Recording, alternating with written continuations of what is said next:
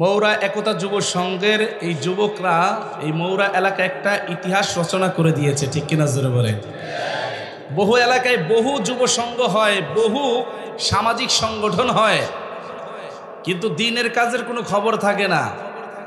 আলহামদুলিল্লাহ, আমি অত্যন্ত খুশি হয়েছি যে আমার এই মৌরা এলাকার যুবক ভাইয়েরা এত সুন্দর একটা কোরআনের বাগান সাজিয়েছে। প্রথম হিসেবে যেই রকম করেছে, আল্লাহ চাহে তো আগামীতে আরো সুন্দর হবে ইনশাল্লাহ। বলেন আরো সুন্দর হবে ইনশাল্লাহ। অনেক সুন্দর করেছে, অনেক মেহনত করেছে, আমি অত্যন্ত খুশি হয়েছি।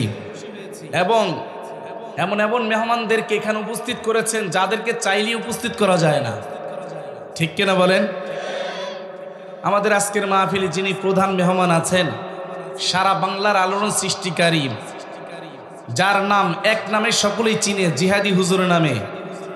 হুজুরকেও আনছেন আলহামদুলিল্লাহ। এরপরে আমাদের আরেক ভাই জুবায়ের আহমদ তাশরিফ, হয়তো আমাদের এখানে একটু কম চিনে, কিন্তু বর্ডার অঞ্চলে ওনার নাম শুনলে লক্ষ লক্ষ মানুষ উপস্থিত হয়ে যায়, ঠিক কিনা জোরে বলেন। এমন দুইজন মানুষ আমাদের দুয়ারে আগমন করেছে। আপনারা খুশি না বাজার? যারা যারা খুশি আবার বলেন তো আলহামদুলিল্লাহ। আল্লাহ কবুল করুক, আমিন বলেন। ভাইয়ের আমার, আমি অল্প সময় কথা বলবো, এরপরেই জুবায়ের আহমদ তাশরিফ ভাই চলে আসবেন। কারণ আমার বয়ানের পর আমার একটা প্রোগ্রাম আছে, আবার জুবায়ের আহমদ তাশরিফ ভাইয়েরও প্রোগ্রাম আছে, একই প্রোগ্রাম। আমি এখান থেকে চলে গিয়ে সেখানে বয়ান করব, এই বাগরা শ্রীনগরে। এরপরে জুবায়ের ভাই বয়ান করে আবার সেখানে গিয়ে বয়ান করবেন ইনশাল্লাহ। তো আপনাদেরকে কষ্ট দিব না, জিহাদি হুজুর ইনশাল্লাহ 10টার আগেই স্টেজে চলে আসবেন ইনশাল্লাহ। বলেন সবাই। আল্লাহ তাআলা আমাদের সকলকে শেষ পর্যন্ত থাকার তৌফিক দান করেন। ভাইয়ের আমার, আমি সূরাতুল বনী ইসরাইল থেকে 23 এবং 24 নং আয়াত তেলাওয়াত করেছি। এখানে আল্লাহ পাক রব্বুল আলামিন টোটাল 7টা নির্দেশ দান করেছেন বান্দাদেরকে। এর মধ্যে প্রথম যেই নির্দেশনা দিয়েছেন সেটা হলো বান্দাকে তাদের রবকে চেনানোর জন্য, রবের ইবাদত করার জন্য। আল্লাহ বলেন ওয়াকাদা রাব্বুকা আল্লা তা'বুদু ইল্লা ইয়াহু, তোমার রব তোমার উপর অবধারিত করেছেন, আবশ্যক করেছেন, তোমার রবের ইবাদত ছাড়া অন্য কারো ইবাদত করবা। একটু জোরে কানা করব, ইবাদত করতে হবে কার? আর একটু জোরে কান। নাকি কোনো পীর বাবার? হ্যাঁ, পোলা দরকার হলে পোলা চাবো কার কাছে? মেয়ে দরকার হলে মেয়ে চাবো কার কাছে?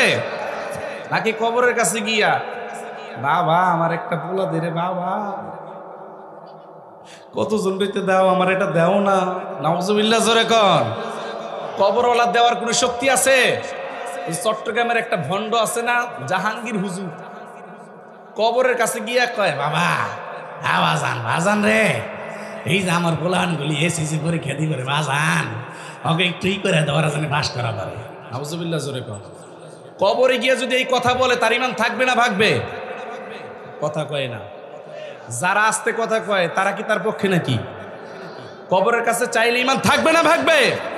সাথে সাথে মুশরিক হয়ে যাবেন মিয়া। খবরদার, যাহা কিছু চাইবো কার কাছে চাইবো? আর একটু জোরে বলেন না, কার কাছে?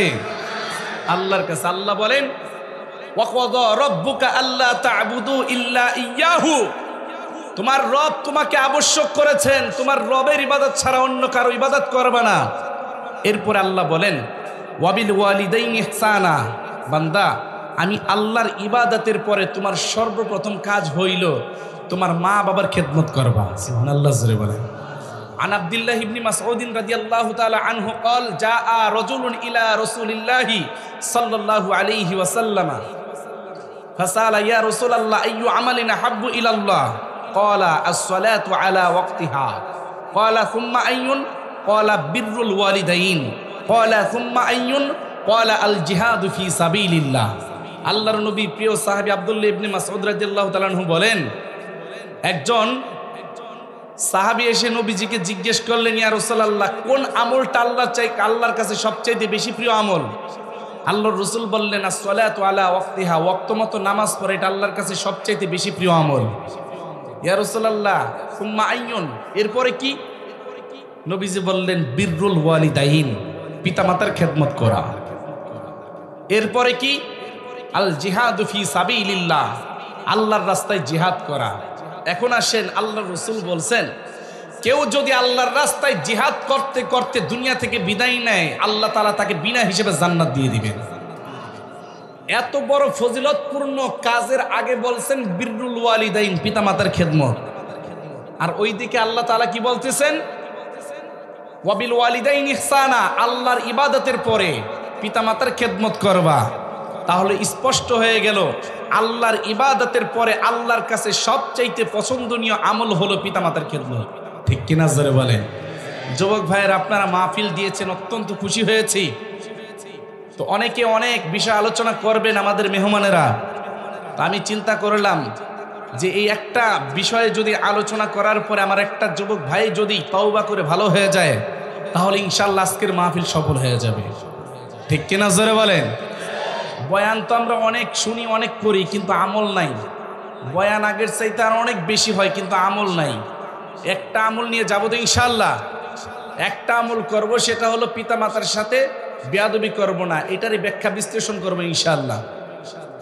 এরপর আল্লাহ তাআলা কি বলেন? ইম্মা ইয়াবলুগান্না ইনদাকাল কিবারা আহাদুহুমা আও কিলাহুমা ফালা তাকুল লাহুমা উফফি ওয়ালা তানহারহুমা। হে বান্দা, তোমার মা বাবা দুইজনকে অথবা একজনকে বৃদ্ধা অবস্থায় তুমি জীবদ্দশায় পেয়েছো, খবরদার তাদের সাথে উফ শব্দটা বলবা না। এরপর আল্লাহ বলেন ওয়ালা তানহারহুমা, তাদেরকে ধমক দিবা না। ওয়াকুল লাহুমা কওলান কারীমা, তাদের সাথে যখন কথা বলবা সম্মান দিয়ে কথা বলবা। ওয়াখফিজ লাহুমা জানাহাজ যুল্লি মিনার রাহমা, তাদের সামনে দয়া পরবশ হয়ে রহমতের ডানা বিছিয়ে দিবা। অর্থাৎ মা বাবা যাহা কিছু বলে তাহা কিছু মানার জন্য প্রস্তুত থাকবা। এরপর আল্লাহ বলেন ওয়াকুর রব্বির হামহুমা কামা রব্বায়ানি সগীরা, তোমার মা বাবার জন্য আল্লাহর কাছে দোয়া করবা, আল্লাহ আমার মা বাবাকে তুমি এমন ভাবে রহম করো যেমনি ভাবে আমার মা বাবা ছোট্ট সময় আমাকে লালন পালন করেছেন। সুবহানাল্লাহ। তাহলে আল্লাহ কি বললেন? উফ শব্দটা বলবা না। ওয়ালা তানহারহুমা, ধমক দিবা না। বড় আফসোস লাগে আমার এই সোনার বাংলাদেশে, আমার সোনার যুবকেরা মা বাবাকে শুধু উফ শব্দটা বলায় না, শুধু ধমক দেয় না, বরঞ্চ এই বাংলার ইতিহাসে এমন আছে, বহু ঘটনা আছে, মা বাবাকে সন্তান নিজের হাতে মারধর করে। আছে না নাই? একটু জোরে বলেন, আছে না নাই? অভাব নাই। যদি প্রমাণ লাগে আমার কাছে আইসেন, ভুরি ভুরি দিতে পারবো, ভুরি ভুরি দিতে পারবো।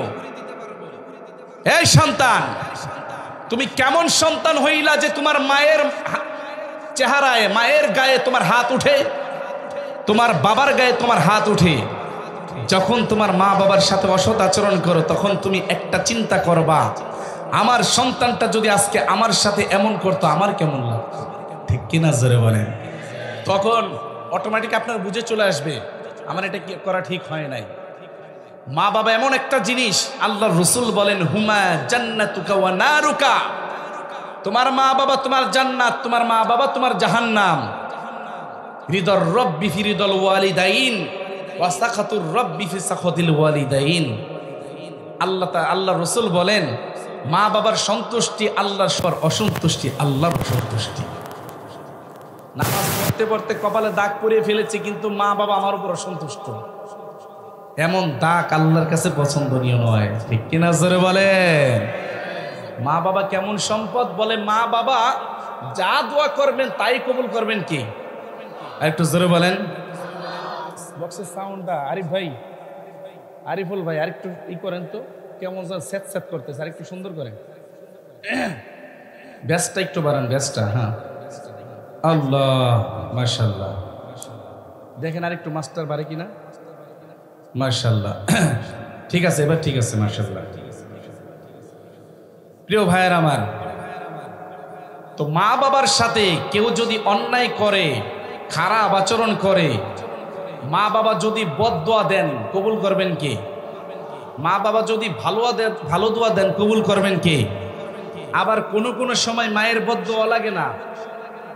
মা বাবার চোখ দিয়ে যখন পানি বের হয়, বদদোয়ারও প্রয়োজন হয় না। সব বাপ মা সন্তানকে বদদোয়া দেয় না, কিন্তু বদদোয়ার কাজ হয়ে যায়। ঠিক কিনা জোরে বলেন? এই ঢাকার শহরে একটা যুবক ওর মাকে বউয়ের কথা একটা থাপ্পড় মারছে। আমার বহু যুবক ভাইয়েরা আছে, বাড়িতে মা থাকে, স্ত্রী থাকে, স্ত্রীর সাথে মায়ের সাথে অনেক সময় তর্ক বিতর্ক হয়, বনাবনিও হয় না। স্ত্রীর কথা শুনে মায়ের সাথে খারাপ আচরণ করে। আবার কিছু কিছু ছেলেরা এমন আছে মায়ের বেশি ভক্ত, মায়ের কথা শুনে স্ত্রীর সাথে খারাপ আচরণ করে। উভয়টাই জুলুম। আপনার বিবি যদি আপনার কাছে কোনো অভিযোগ দেয়, আপনার মাকে জিজ্ঞেস করেন, মা এটা কি হয়েছে একটু বলো তো। মা যদি আপনার বিবির বিরুদ্ধে কোনো অভিযোগ দেয়, তখন আপনি আপনার স্ত্রীকে ডেকে বলেন কি হয়েছে একটু বলো তো। দুই পক্ষ থেকে যখন শুনবেন তখন আপনি ইনসাফের সহিত কথা বলতে পারবেন, ঠিক কিনা জোরে বলেন। এক পক্ষ শুনে বিচার করা যায় না মিয়া। এক পক্ষ থেকে শুনে যখন বিচার করবেন তখনই জুলুম হয়ে যাবে।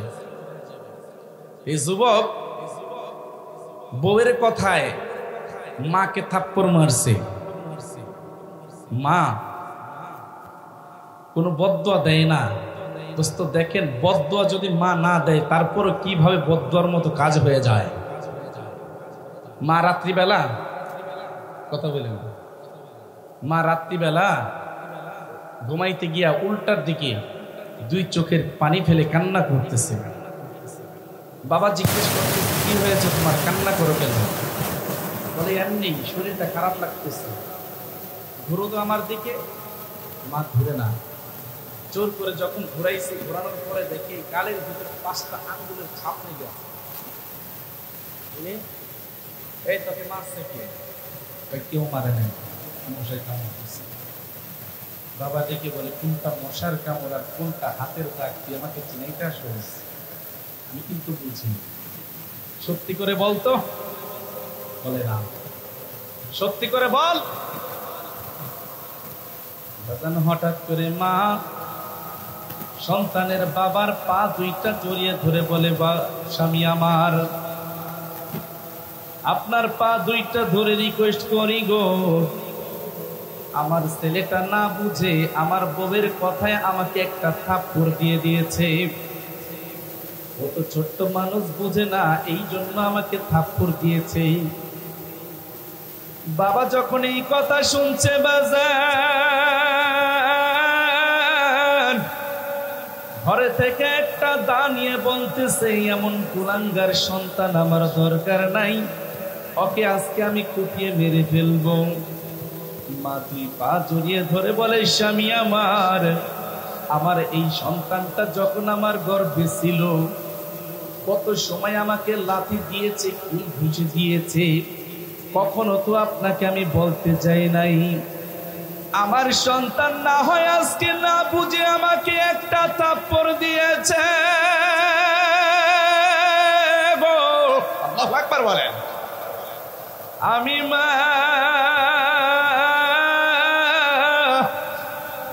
মায়ের মনে কোনো কষ্ট নাই। স্বামী আমার, আপনি যদি আমার সন্তানকে কিছু বলেন গো, আমি মা কিন্তু বাঁধব না। মাও কান্দে, বাবাও কান্দে, মালিক রে কেমন সন্তান জন্ম দিলাম, যেই সন্তান ধরে ধরে মাকে মারে। বাজান মা অভিমান করে 2 দিন 3 দিন চলে যায়, সন্তানের কাছে যায় না, সন্তানের সাথে কোনো কথা বলে না। 3 দিন পরে যখন একটা হাড়ি মাছতে মাছতে ওই সন্তানের ঘরের কাছাকাছি চলে গেছে, উকি দিয়ে দেখে পুত্রবধূ কাটটি নিয়ে বাবার বাড়িতে চলে যাচ্ছে। ঘরটা খালি পড়ে আছে। উকি দিয়ে দেখে ঘরে আর কেউ নাই, সন্তান খাটের উপরে শুয়ে আছে। সন্তানের চারদিকে মাছিগুলো ভুন ভুন ভুন ভুন করতেছে। মা একটা চিৎকার দিয়া গো বাজান পাতিলাটা ফিকে ফেলে দিয়া দৌড়ে ঘরে চলে গেছে। বাজান রে, তোর শরীরের এমন অবস্থা কেন? তোর শরীরে দেখি পচন ধরে গেছে, তোর শরীর থেকে দেখি দুর্গন্ধ আসতেছে। সন্তান এবার মায়ের গলাটা জড়িয়ে ধরে বলে, মা তুমি আমাকে মাফ করে দাও। ও মা, কিছুদিন আগে আমার বউয়ের কথা শুনিয়া তোমাকে একটা থাপ্পড় মেরেছিলাম। ওমা ওই দিন থেকে দেখি আমার শরীরে একটা দুইটা করে গোটা ওঠা শুরু করলো। মা মনে হয় তুমি আমাকে বদদোয়া দিয়েছো। মা বলে বাজান রে, আমি তো তোকে কোনো বদদোয়া দেই নাই। বলে মা ওই দিন থেকে দেখি আমার শরীরটা আস্তে আস্তে ফুলে যাচ্ছে গো মা। ও মা এরপরে আমার শরীরে কেমন যেন পচন ধরে গেল, আস্তে আস্তে শরীরটা আমার পচে যাচ্ছে মা। আমার বিবিকে বললাম, বিবি রে বিবি, আমার শরীরে প্রচন্ড ব্যথা করতেছে, তুমি আমাকে একটু ডাক্তারের কাছে নিয়ে যাও। বিবি বলে তোমার শরীর থেকে পচা গন্ধ আসতেছে, আমি এই পচা গন্ধ সহ্য করতে পারবো না। আমি এখন কি করব? তাহলে কি এই অবস্থায় থাকবো নাকি?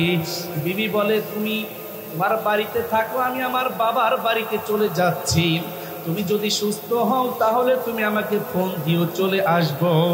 মা আমি এত করে বললাম, বিবি রে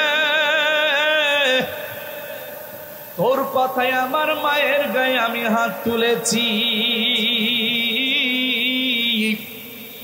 আমার মা আমার উপর রাগ হয়ে আছে রে, আমার মাকেও তো আমি ডাকতে পারবো না।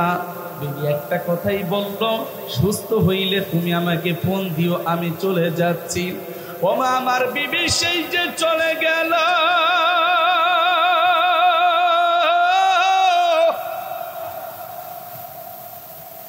ও মা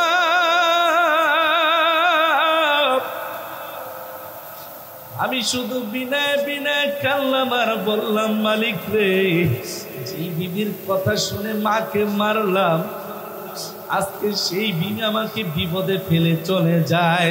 ও মা তুমি আমাকে মাফ করে দিও গো মা।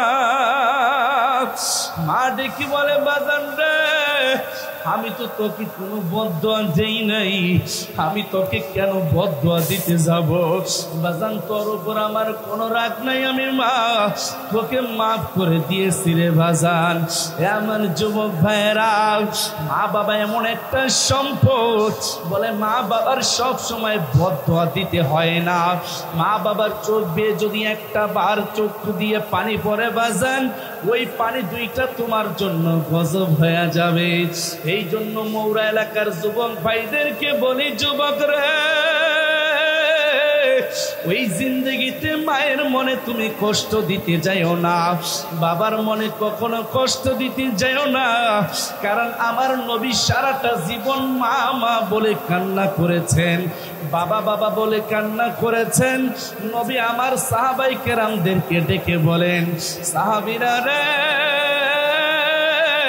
তোমরা জীবনে মায়ের মনে কষ্ট দিতে যাও না। কারণ জীবনে আমার মাকে আমি মাত্র 6 মাস বয়সে হারিয়ে, 6 বছর বয়সে হারিয়ে ফেলেছি। বাবাকে আমি গর্ভে যখন 6 মাস ছিলাম হারিয়ে ফেলেছি। জীবনে আমার বাবা বলে আমি কাউকে ডাকতে পারি নাই। আল্লাহর নবীর প্রিয় সাহাবী হযরতে আবু হুরায়রা রাদিয়াল্লাহু তাআলা আনহু, উনি যখন ইসলাম গ্রহণ করেন, তার আগের নাম ছিল আব্দুর রহমান। ইসলাম গ্রহণ করার পূর্বে ছিল তার নাম আব্দুল উজ্জা। নবী আমার কালিমা পড়াইয়া দেওয়ার পর আব্দুল উজ্জাকে ডেকে বলে, বাবা আব্দুল উজ্জা নামটা তো ভালো না, আজকে থেকে তোমার নাম হয়ে গেল আব্দুর রহমান। আব্দুর রহমান যখন বাড়িতে চলে গেছেন, মা ডেকে বলে, কিরে তুই নাকি নাম পরিবর্তন করছস, তুই এত সাহস কোথায় থেকে পাইলি? মা তাকে ইচ্ছা মতো মারধর করেছেন। আব্দুর রহমান নবীজির কাছে আসিয়া বিনয় বিনয় কান্দে আর বলে, নবীজি আমার মা আমাকে মারধর করেছে। নবী আমার ডেকে বলেন, আব্দুর রহমান রে, যেই মা তোমাকে গর্ভে ধারণ করেছে, যেই মা তোমাকে লালন পালন করেছে, এই মায়ের বিরুদ্ধে কথা বলার মতো আমার কোনো অভিযোগ নাই। অন্য কারো অভিযোগ থাকলে তুমি আমাকে দিতে পারো। আব্দুর রহমান বলেন, নবীজি আমি একটা প্রমাণ দেখতে চাই। বলে কি? আমার মায়ের বিরুদ্ধে কোনো অভিযোগ নাই, তবে নবীজি আমার মায়ের জন্য আপনি দোয়া করবেন, আমি দেখব আপনার দোয়া বাড়িতে আগে পৌঁছায় নাকি আমি বাড়িতে আগে পৌঁছাইতে পারি। নবী আমার দোয়া করলেন, মালিক তুমি আব্দুর রহমানের মাকে হেদায়েত দান করে দাও। বাড়িতে যাওয়ার আগ মুহূর্তে আব্দুর রহমানের মা ডেকে বলে, বাবা তুই দাঁড়া, আমি গোসল করে আসতেছি। বলে, বাবা আমাকে তুই তাড়াতাড়ি নিয়ে যা, আমাকে তাড়াতাড়ি নবী মুহাম্মাদের কাছে নিয়ে কালেমাটা পড়ায়া দে।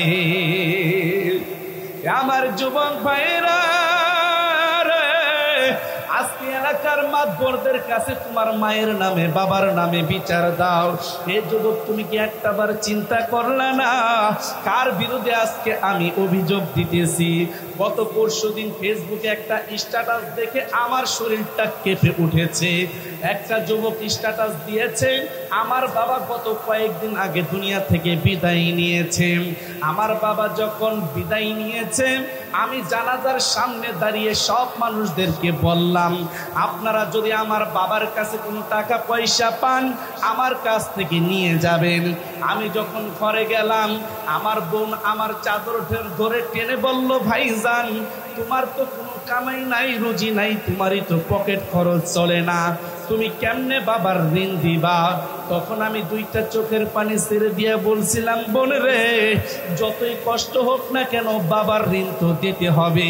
সারাটা রাত আমি বিছানার সাথে গড়াগড়ি খাইলাম, আমার দুই চোখে ঘুম আসে না। একদিকে নিজে চলতে পারি না, আরেকদিকে সংসার, আরেকদিকে বোনটা বিয়ের বয়স হয়ে গেছে, কিভাবে বিবাহ দিব?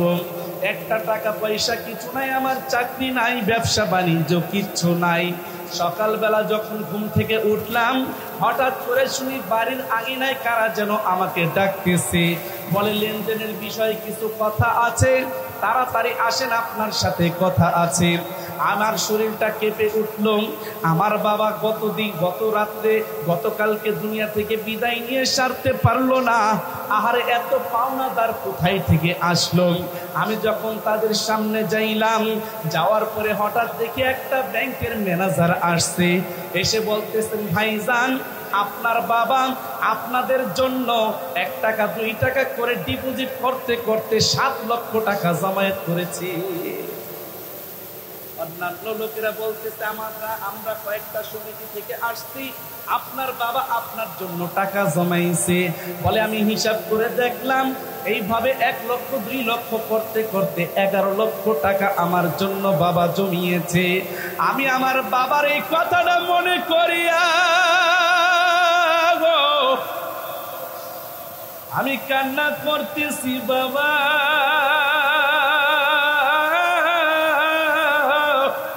তোমাকে জীবদ্দশায় আমি চিনলাম না। আমি একটা কথা মনে করে জার জার করে কানলাম। আর আমার বাবা যখন দুনিয়াতে ছিল, তখন বাবাকে আমি একটা বকা দিয়ে বলছিলাম, তুমি কেমন বাবা হইছো, সন্তানের জন্য কিছুই করতে পারলা না।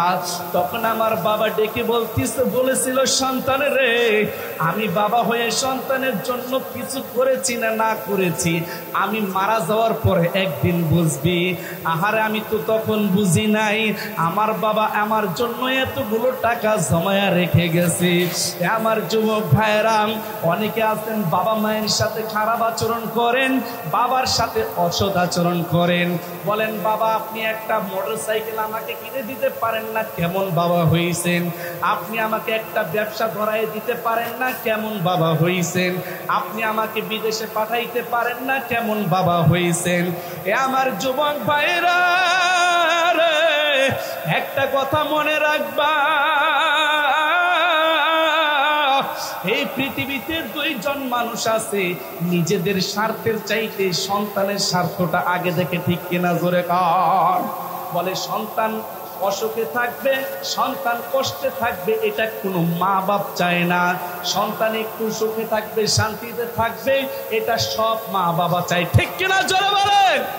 হে আমার মৌরা এলাকার যুবক ভাইরা রে, তোমাদের হাতে পায়ে ধরে বলি রে ভাই, আজকে থেকে একটা পণ করো, জিন্দেগিতে মা বাবার মনে কখনো কষ্ট দিব না। এই যুবক, মা বাবা যে কেমন সম্পদ, মা বাবা যতদিন আছে ততদিন হয়তো তোমার আমার বুঝে আসবে না। যখন নাকি চক্ষু দুইটা বন্ধ হয়ে যাবে, যখন নাকি নিঃশ্বাসটা ছেড়ে এই দুনিয়া ছেড়ে চলে যাবে, তখন তুমি বুঝতে পারবা তোমার বাবা তোমার মাথার উপর কত বড় একটা বট গাছের ছায়া দিয়েছিল। ঠিক কিনা জোরে কও। আমার বাবাকে আমি 3 বছর আগে মাটির নিচে কবরে শোয়া রাখছি। আমার বাবাকে দেখতাম, আমি বিভিন্ন অঞ্চলে মাহফিল করতে যাইতাম, বাবা রাত্র 2টা 3টার দিকে ফোন দিত, বাজান কোথায় আছো? আমি বলতাম বাবা অমুক জায়গায় আছি। বাবা আমাকে বলতো বাজান সাবধানে আসিও, খবরদার কোনো বিপদে যেন না পড়ো। আমি তখন বলতাম আব্বু আপনি কি এখনো ঘুমান নাই? তখন বাবা বলতো বাজান সন্তান রাস্তায় থাকবে, বাবা কেমনে ঘুমাবে? আহারে আজকে 3টা বছর হয়ে গেল রে, আমাকে তো এখন কেউ ফোন করে বলে না বাজান কোথায় আছো, সাবধানে আসিও। যুবক ভাইরা রে,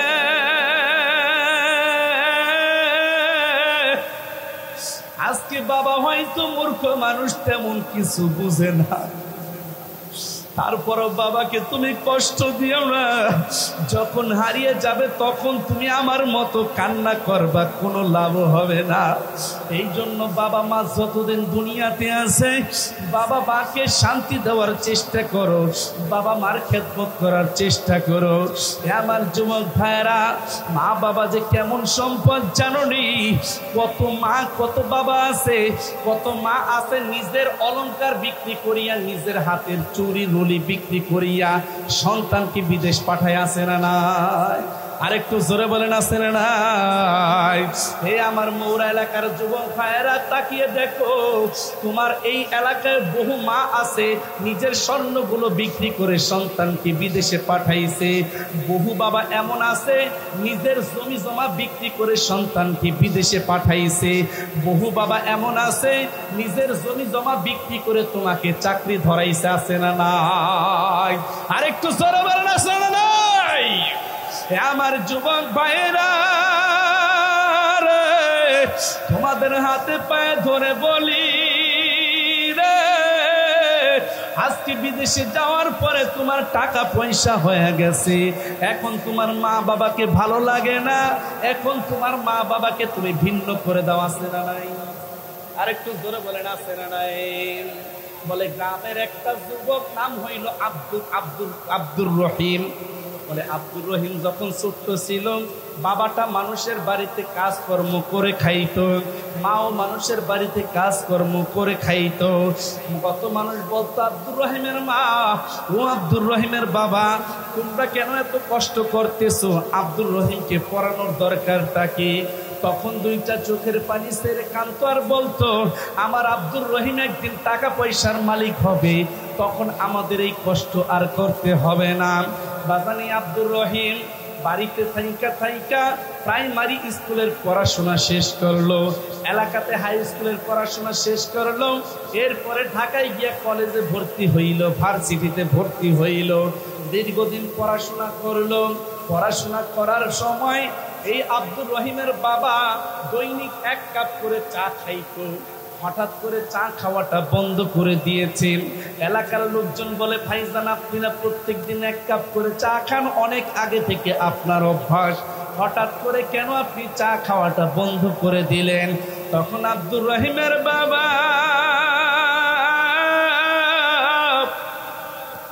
2টা চোখের পানি ছেড়ে দিয়া বলে শোনে, ঢাকার শহরে আমার ছেলেটা থাকে, ও কি খায় না খায় আমি তো জানি না, আমি তো তেমন কোনো টাকা পয়সা পাঠাইতে পারি না। বলে আমি যেই 1 কাপ করে দৈনিক চা খাই 5 টাকা করে, আমি চিন্তা করলাম এই টাকাটা যদি আমি জমাইতে থাকি 100, 200, 300 টাকার হওয়ার পরে আমার ছেলেটাকে বিকাশে পাঠায়া দিব। ছেলেকে আমি ডেকে বলবো বাবা তুমি এই টাকাটা দিয়ে একটু দুধ কিনা খাও, ডিম কিনা খাও। বাবারে চিল্লা না রে যুবক ভাই। এই ময়দানে বহু বাবা এমন আছে, অনেকের বাবা চলে গেছে, পিছনের দিকে তাকায় দেখেন। ঈদের সময় বাবা সেরা লুঙ্গি পরে, সেরা পাঞ্জাবি পরে, সেরা জুতা পরে ঈদগাহে গিয়েছে, কিন্তু আপনাকে আমাকে নতুন জামা কিনে দিয়েছে এই বাবা, ঠিক কিনা জোরে বলেন। আজকে ওই বাবাকে চেনো না রে যুবক ভাই। ওই বাবার পিছনে খরচ করতে গেলে হিসাব করো। বাজান আব্দুর রহিমের বাবা প্রত্যেক মাসে মাসে চা খাওয়ার টাকাটা পাঠায় দেয়, বাবা এটা তোমাকে আলাদা পাঠাইলাম, এই টাকাটা দিয়ে তুমি দুধ ডিম কিনে খাইবা। বাজান আব্দুর রহিম আস্তে আস্তে পড়াশোনা করতে করতে সব শেষ হয়ে গেল। আব্দুর রহিমের একটা চাকরিও হয়ে গেল। বাবার কিছু ভিটামাটি ছিল, সেগুলো বিক্রি করে আব্দুর রহিমকে চাকরি ধরায় দিল। আব্দুর রহিমের বাবা গো এলাকার সব মানুষদেরকে ডেকে বলে, তোমরা না বলছিলাম আমার আব্দুর রহিমকে পড়াইয়া কোনো লাভ নাই, দেখো দেখো আজকে আমার আব্দুর রহিম চাকরি পেয়ে গেছে, আগামী মাসে আমার আব্দুর রহিম মাসিক স্যালারি পাবে, স্যালারিটা পাইলে সারা এলাকার মানুষকে আমি মিষ্টি মুখ করব। মাও বড় খুশি, বাবাও বড় খুশি, আনন্দে আত্মহারা।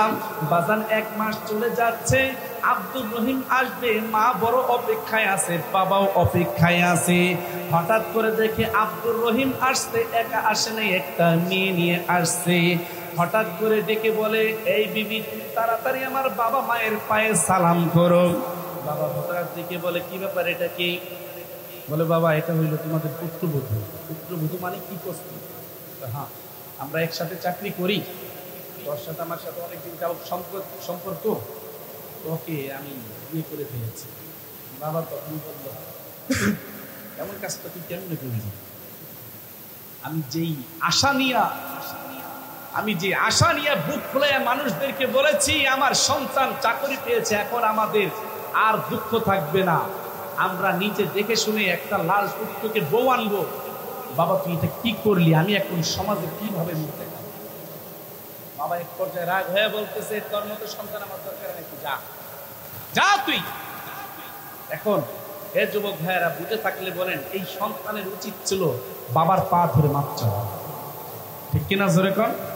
তো সন্তান মাপ চাবে তো দূরের কথা, আরো ফেনি দেব। বিয়ে করছে তাতে কি হয়েছে? বুঝেন নাই কথা? কয় না চোর তো চোর, আরো সিনা চোর। অন্যায় করছে আবার ফেনি দেও, এরকম কিছু ছেলে আছে, বাপ মার অবস্থা দেখে না, কয় R15 লাগবে, কয় কি কয় না, R15 না কিনে দিলে বাড়ি ঘরে সুকেস আলমারি যা আছে সব ভাঙা ভাঙায়। আছে না নাই? কথা বলেন না কেন? আছে না নাই? ভাঙচুর করে। আবার কত গীতা আছে, বিয়ে করে না দিলে ভাঙা ভালো, এমনও আছে। খবরদার খবরদার, এইভাবে মা বাবাকে কখনো কষ্ট দিয়েন না। মা বাবার আগে পরিস্থিতি দেখেন, এরপরে আপনি আবদার করেন। বেড়ার সংসার চলে না, বেড়া বাইক কিভাবে কিনে দিবে বলেন? আর আমাদের দোহারের মানুষের মনটা অনেক ভালো, চিন্তা করে ছেলেটা এত করে চাইতেছে, মা কয় তোমার যতই কষ্ট হয় একটা হুন্ডা কিনা দাও না। তখন মোটরসাইকেল কিনা দেয়।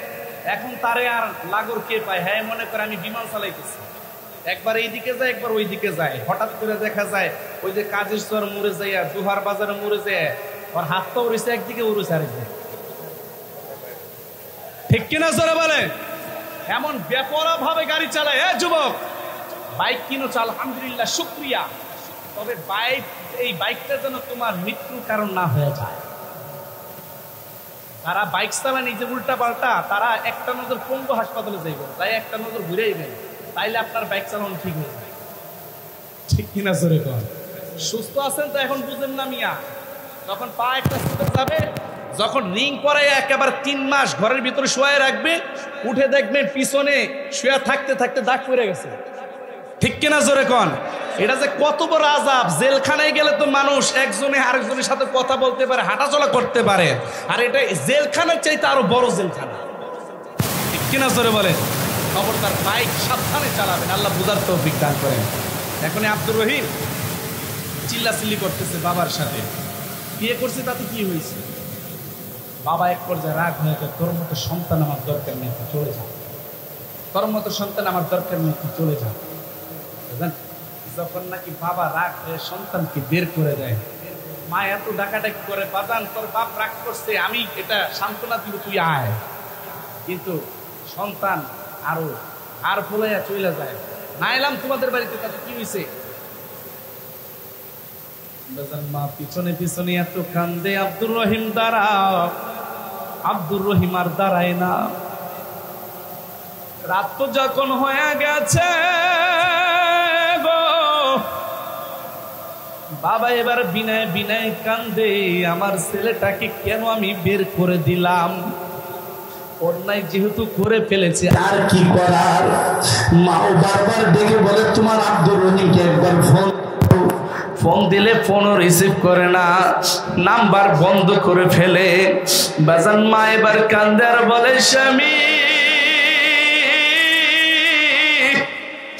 এত কষ্ট করে আমার আব্দুর রহিমকে বড় বানাইছে গো, মনে বড় আশা ছিল আমাদের সংসারটা সোনার সংসার হয়ে যাবে, কি হয়ে গেল?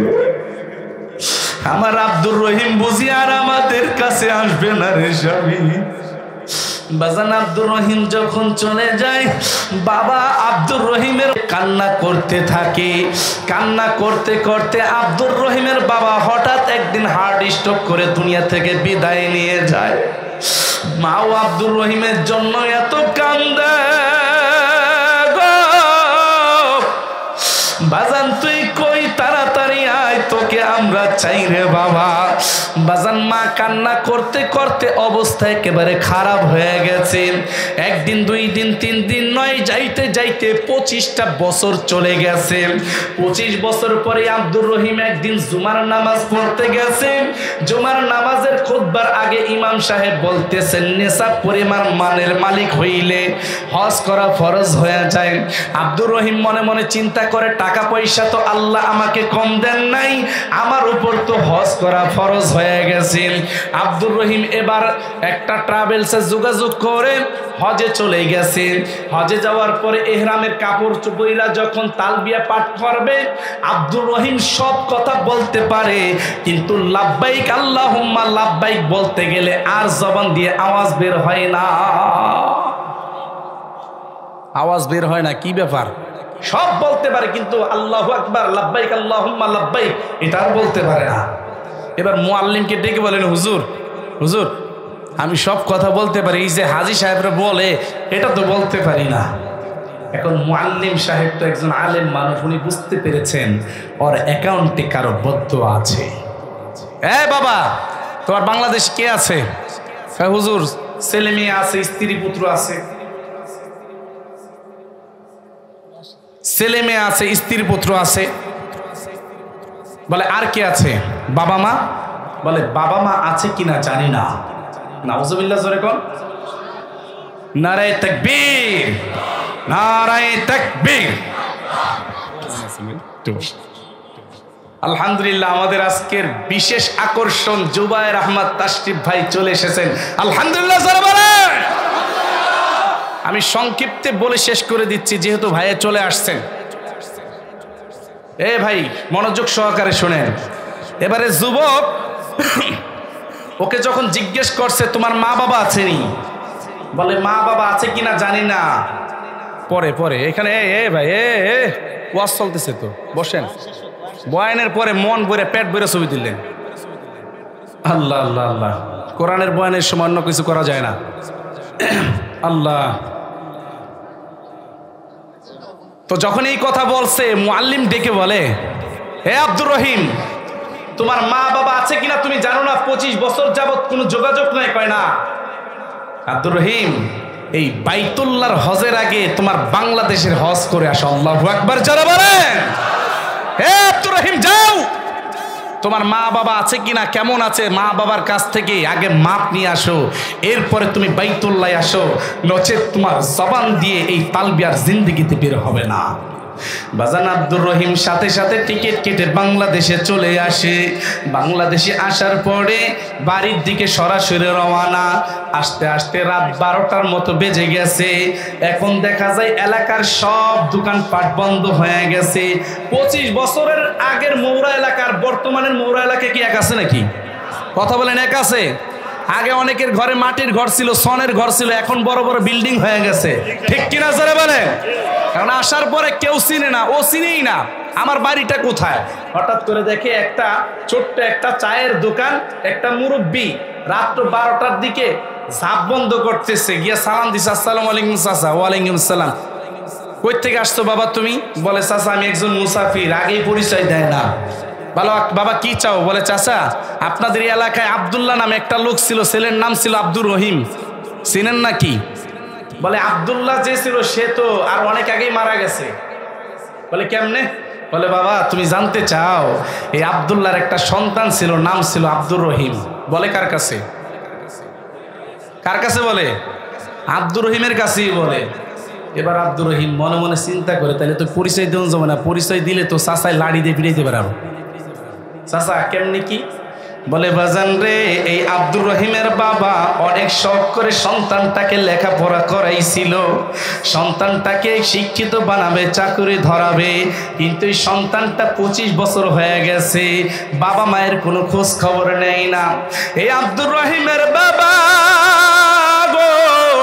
আব্দুর রহিম রহিম বলে কান্না করতে করতে দুনিয়া থেকে বিদায় নিয়ে গেছে। বলে ওর মাটা কান্না করতে করতে অন্ধ হয়ে গেছে। বলে চাচা তাদের বাড়িটা কোথায়? বলে আমার দোকানের পিছনে গিয়ে দেখো, ছোট্ট একটা কুঁড়ে ঘরের ভিতরে ওর মা শুয়ে আছে। আহারে ওর মায়ের পেটে খাবার থাকে না, এলাকার মানুষ যদি মাঝে মাঝে খাবার দেয় তাহলে খেতে পারে, খাবার না দিলে খেতে পারে না। বলে ওকে বলে হাগামোতা যা কিছু আছে, পায়খানা পেশাব সব কিছু এই খাটে করতে থাকে। মাঝে মাঝে সুইপার ভাড়া করে পরিষ্কার করে। বলে বাজান যখন নাকি এই আব্দুর রহিম চাচার কাছ থেকে বিদায় নিয়ে বলতেছেন, চাচা আমাকে একটু ঘরটা দেখায় দেন। বাজান ঘরের পিছনে যখন গিয়েছে, আব্দুর রহিম তাকে দেখে আব্দুর রহিমের মা গো ঘরের ভিতরে শুয়ে আছে, ঘরের বেড়াগুলো ঠিক নাই, মায়ের পেট আর পিঠ দুইটা এক হয়ে গেছে, না খায়া থাকতে থাকতে পেটের দিকে যখন তাকাইছে তখন মনে মনে চিন্তা করে, আহারে এই পেটের ভিতরে তো আমি 10 মাস 10 দিন ছিলাম, আমার মায়ের থাকার মতো আজকে কোনো জায়গা নাই গো, অথচ আমার বিশাল বড় ফ্ল্যাটে থাকার মতো মানুষ নাই, আমার মতো কুলাঙ্গার তো আর কেউ হতে পারে না। হঠাৎ করে আব্দুর রহিম মা বলে যখন একটা ডাক দিয়েছে, মা তখন শোয়াই থেকে লাফ দিয়ে বসে পড়ছে। বলে আব্দুর রহিম কই আমার আব্দুর রহিম? আব্দুর রহিম দৌড়ায় চলে গেছে, মা ও মা তুমি আমাকে মাফ করে দাও, মা তুমি আমাকে মাফ করে দাও। আব্দুর রহিমের মাকে যখন এই কথা বলছে, বলে বাবা তোকে আমি মাফ করে দিয়েছি।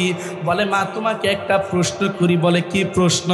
বলে আজ থেকে 25 বছর আগে তোমাকে আমি ছেড়ে গিয়েছি, তখন আমার কণ্ঠটা ছিল ছোট্ট ছোট্ট কণ্ঠ, চিকন কণ্ঠ, বলে এখন তো কণ্ঠটা ভারী হয়ে গেছে। বলে মা তুমি আমার ডাকটা শুই না কেমনে বুঝলা? মা ডেকে বলে আব্দুর রহিম রে, হাজার হাজার বাছুর যদি মাটির ভিতরে বাঁধা থাকে আর যদি গোয়াল ঘর থেকে মা শুনে হাম্বা ডাক, তখন বুঝতে পারে আমার বাছুর হাম্বা বলে ডেকেছে, ঠিক কিনা জোরে কর। কারণ কি জানোস নি রে বাবা, মায়ের নারের সাথে সন্তানের একটা সম্পর্ক আছে, এই জন্য তোকে চিনে ফেলেছি। বলে মা তুমি আমাকে মাফ করে দাও। মা তখন ডেকে বলে বাজান রে, তুই যে আমাকে একবার মা বলে ডাকছো, আমি মা তোর সব অপরাধ মাফ করে দিয়েছি। এই জন্য যুবক ভাইদেরকে বলি, যুবক ভাই মা বাবা এমন একটা সম্পদ, হাজারো অন্যায় করলো মাফ করে দেয়, ঠিক কিনা জোরে কন। আল্লাহ যেন আমাদের সকলকে মা বাবার খেদমত করার তৌফিক দান করেন, আমিন। মা বাবার খেদমত করে কবরে যাওয়ার তৌফিক দান করেন, এবং যাদের মা বাবা দুনিয়া থেকে বিদায় নিয়ে গেছেন তাদের মা বাবার কবরকে যেন জান্নাতের বাগান বানিয়ে দেন, আমিন। আখির দাওয়ানা আনিল হামদুলিল্লাহি রাব্বিল আলামিন। আসসালামু আলাইকুম ওয়া রাহমাতুল্লাহি ওয়া বারাকাতুহু। আলহামদুলিল্লাহ, আমরা এতক্ষণ মুফতি সানি মাশরাফ দোহারীর জবান থেকে কোরআন ও হাদিসের আলোকে গুরুত্বপূর্ণ আলোচনা শুনছিলাম। মহান রব্বুল আলামিন যেন আমাদেরকে উক্ত কথাগুলোর উপর আমল করবার জন্য তৌফিক দান করেন। সকলে বলে আমিন। সম্মানিত উপস্থিতি, সম্মানিত এলাকাবাসী, মৌরা একতা যুব সংঘ কর্তৃক আয়োজিত আজকের এই প্রথম বার্ষিক বিশাল ওয়াজ মাহফিলে এই পর্যায়ে পবিত্র কোরআন ও হাদিসের আলোকে গুরুত্বপূর্ণ আলোচনা পেশ করবেন সারা বাংলায় আলোড়ন সৃষ্টিকারী জনমন্ডিত হাফেজ মাওলানা